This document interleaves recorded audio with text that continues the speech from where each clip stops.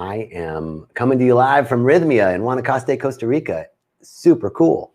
I'm so glad to be here, and I can't wait to tell you guys all about what's going on here. We've had such a tremendous week, and I want to let you know what's going on. So Rythmia. First of all, I want to tell you about Rythmia, this amazing place that we get to work at and be at. Rythmia is a life advancement center that is Rythmia. Hi. Hi, everybody. People are starting to join in. Rythmia is a life advancement center located in Guanacaste, Costa Rica, and its unique purpose is to be a clearinghouse for light workers and light warriors. And people come here for three reasons: to see who they've become, to heal, to merge with their soul, and to heal their heart and forgive the unforgivable. That's what we do here. Is that amazing? See who I've become. What does that mean? Well, I want to tell you what that means. To see who I've become means to see who I've become as a result of a core wounding. Now, I've had people say to me, well, I'm not broken, I'm good. And it's true, you're not broken. Nobody's broken. Everybody's perfect, whole, and complete. Everybody. But it's the deep realization of that for ourselves that is the key to the healing. So when we say, show me who I've become, what we mean by that is show me who I've become as a result of some activity in my life, typically between the ages of 0 and 6, where something occurred that had me think I wasn't good enough. I wasn't good enough to get my needs met in that moment. I didn't get held on time. I didn't get fed on time. Or it could be some serious abuse. Whatever the situation was, at that moment in our childish, childlike infant minds, where we think everything revolves around us as a child, right? And when I didn't get my needs met, I must not have been good enough in that moment to get my needs met. So I've got to become something else. Who do I need to be to get my needs met, to get my love, to get my food, to be taken care of? Who do I need to be? I need to be the hero. I need to be the good boy or girl. I need to be the class clown. I need to be the smart one. I need to be the funny one. I need to be the drug addict. I need to be the slut. I need to be whoever I think I need to be in order to get my needs met. That's the first part of why people come to Rythmia and what the medicine for 5,000 years has been trying to do, which is to show us who we've become as a result of some lie we told ourselves, that I wasn't good enough and I need to be this X in order to get my needs met, because who I really am isn't good enough. That's the lie. Because the truth is, who you are, who I am, who we are is perfect. There's nothing wrong. The only thing that's wrong is the way we're thinking about it. I'm going to share with you something that happened this week about that. But I want to finish the 3 intentions that we set at Rythmia, the 3 intentions that the plant has set for us. Show me who I've become. When I see that I became the class clown, for me, it was I became the class clown because as the youngest child, I felt left out all the time. And I figured I needed to be funny. I needed to be something in order to get attention. That played out to be very needy all of my life. So who I'd become was needy. Who I'd become was in need of attention. And everything that I was doing was kind of an act to get recognition and acknowledgement. And seeing that was the act of merging back with my soul, to see the truth of my eternal nature. That merger back to a state of wholeness eliminates all questions. That merger back to a state of wholeness means that I no longer have questions about whether this is the right thing or that's not the right thing, or this is the right person or this is the right job, because there's something deep within me that just resonates or doesn't. There's just a knowing. That's the power of acting from a state of wholeness. And then finally, heal my heart, forgive the unforgivable. This is where we do the work with the medicine that shows us compassion for ourselves and for others. One of the guests here came out of ceremony and said, freedom is observation without judgment. Whoa, what a statement. Freedom is observation without judgment. Ram Dass says, if you want to know the truth, give up your opinions. In essence, give up your judgment, give up your opinions. If you want to know the truth, give up your opinions, because our opinions and our judgment cloud our ability to see what's real. So these are the 3 intentions at Rythmia. And I want to share with you what's happening this week. Just before coming in here today, I had a very profound conversation with one of the retreatants that was here. And it was such a powerful metaphor for what I identified with it very, very keenly. And I think you will too. This person was telling me that they were in ceremony last night. And she said to me, I was in ceremony and I could see the people that were in ceremony. I could see how beautiful they were. Their faces were, painted, and all of the sacred geometry all over their bodies. She said, I couldn't look at them. They were too beautiful. Then she told me that she was sitting by a window in the Maloka. This is our temple where we do ceremony. She goes, I was in the Maloka and Jesus was outside the window. I said, well, this is amazing. She goes, but I couldn't look at him.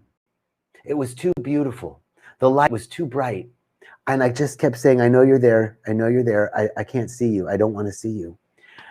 And this beautiful soul was telling me this. And it was such a beautiful metaphor for how we block the good in our lives. The good that is right on the other side, just beaming its light and love towards us. The universal flow of goodness that is coming to us at all times. And how we block it. How we are the ones that block that soul goodness, the universal flow of goodness, because there's nothing that's being withheld. This is my message today. Nothing is being withheld. The only thing that limits us is thought itself. The only thing that limits us is us. Reverend Michael Bernard Beckwith from Agape shared with me one day, he was in a heightened state of seeing. He said he walked through Agape and he could see everybody like they were these huge shafts of light, just giant columns of light going up. And he could see these like metal plates at different places in the column of light. Everybody had a plate at different heights. Some people, their plates were right here, other people up higher. And I heard that and it was like, that's like who we are is that column of light, eternal and extending up ad infinitum. And the only thing that blocks us is our own limitation. Isn't it amazing to think that there is no obstruction or limitation to God? There's no obstruction or limitation to Mother Ayahuasca. There's no obstruction or limitation to the divine, except our thinking. Wow. How often are we blocking ourselves from seeing the good that's looking to shine forth at us? A good, like this lady, for her, it was Jesus in ceremony shining so brightly.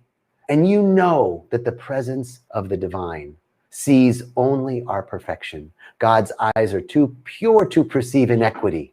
So this image of Jesus shining, the master teacher shining his light on this woman, and she couldn't accept it. God bless her. God bless her. And you know what? She's no different than all us.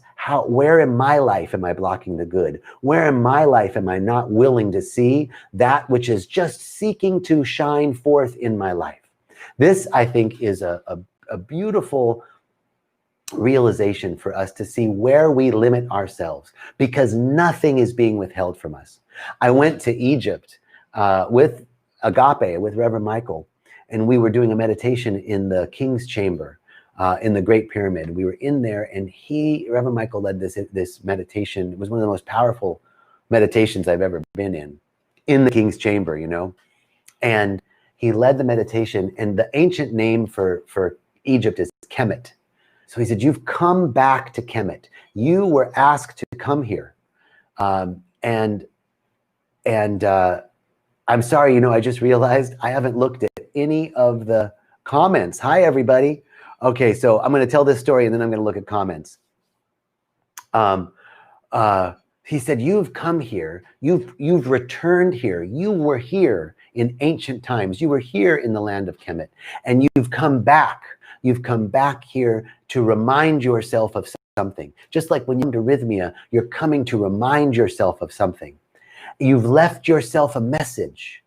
What is it? And I could see myself in the meditation, like walking down a path, and there was a door in a wall, like a cabinet. And I opened the cabinet. And when I opened the cabinet, the message that came out was, nothing is being withheld. Wow. Nothing is being withheld. The only thing that limits us is ourselves and our beliefs. We're only limited by what we believe. And so it is, right? If I'm saying I'm just nothing, I've always messed up, I'm irresponsible, I'm always late, I'm always behind, and so it is. Can I retool that? Can I say, every day in every way, I'm getting better and better.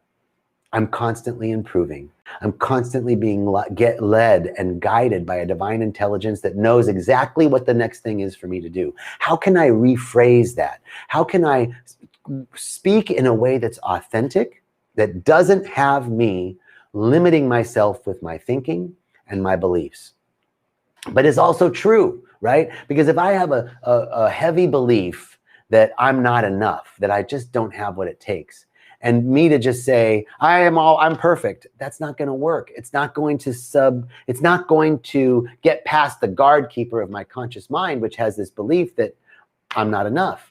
So what I have to do in order to circumvent that guard keeper and get into my subconscious is to speak in a way that is true, to speak in a way that is resonant with me. So I'm not just going to say, if I believe that I'm not enough, I'm not just going to say I'm enough. The opposite of it, I've got to come up with an affirmative statement that speaks to who I am and is resonant with me. So, like I said, instead of saying I'm not enough, I might say, every day in every way, I'm getting better. Every day in every way, I'm improving. I'm inching forward little by little. I'm always expanding. I'm always learning more. I'm always seeing what's available. There's something within me that knows exactly what to do. There's something within me that knows that there's a knower within me that knows. I am guided. I am guided by this truth. This is the way that we can speak in an affirmative manner that is true to ourselves. It isn't a lie, right? It isn't just a naysaying of what the opposite, but that supports me in shifting my thinking and begins to help me turn away from limited thought. Now, I'm not asking you to deny something, right? Because we have all sorts of evidence in our lives about where we're not enough or where we've messed up. But I want you to think of how a flower turns towards the sun. When a flower turns towards the sun, it's not denying what it's turning away from. It's just turning towards something else. That's all we've got to do. Turn towards an affirmative statement in the present tense that speaks a truth that resonates with you.